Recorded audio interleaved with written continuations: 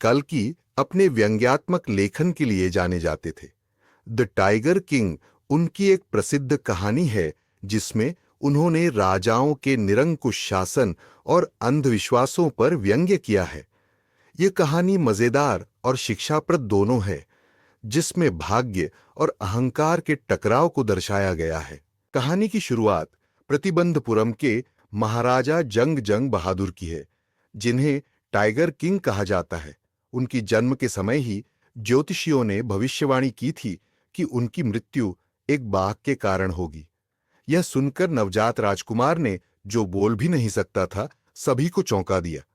उसने व्यंग्यात्मक लहजे में कहा कि यदि उसकी मृत्यु एक बाघ के कारण होगी तो सभी को विशेष सावधानी बरतनी चाहिए।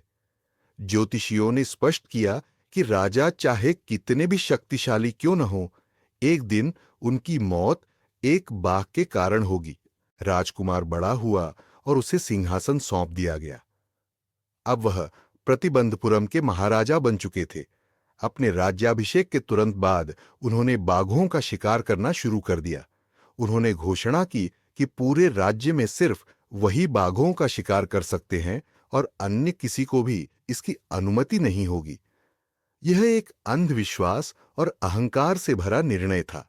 महाराजा ने भविष्यवाणी को गलत साबित करने के लिए अपने जीवन का लक्ष्य ही 100 बाघों को मारना बना लिया। राजा जंगलों में जाते और लगातार बाघों का शिकार करते। जब भी कोई ज्योतिषी उनसे भविष्यवाणी की याद दिलाता, वे गर्व से कहते कि वे 100 बाघों को मारकर भाग्य को चुनौती दे देंगे। जल्द ही राजा ने 70 बाघों का शिकार कर लिया।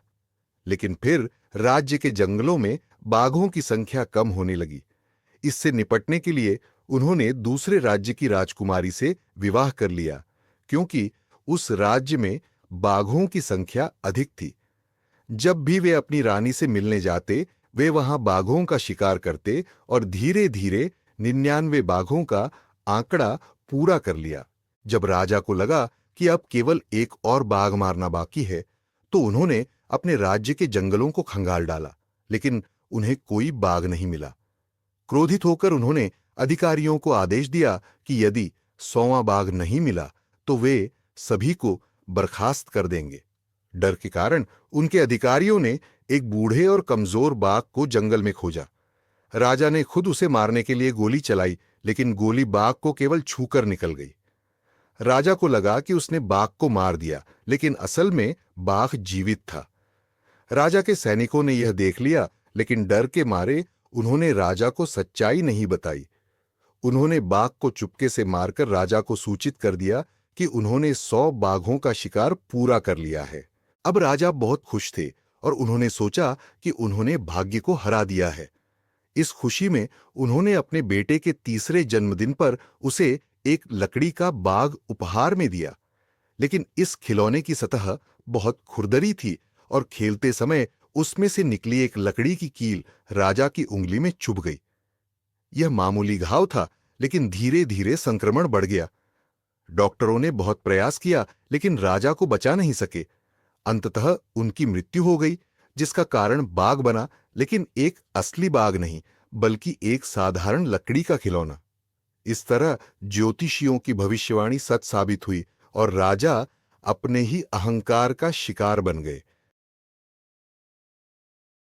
द टाइगर किंग एक शानदार व्यंग्यात्मक कहानी है जो यह दिखाती है कि अंधविश्वास, अहंकार और मूर्खता इंसान को विनाश की ओर ले जाते हैं।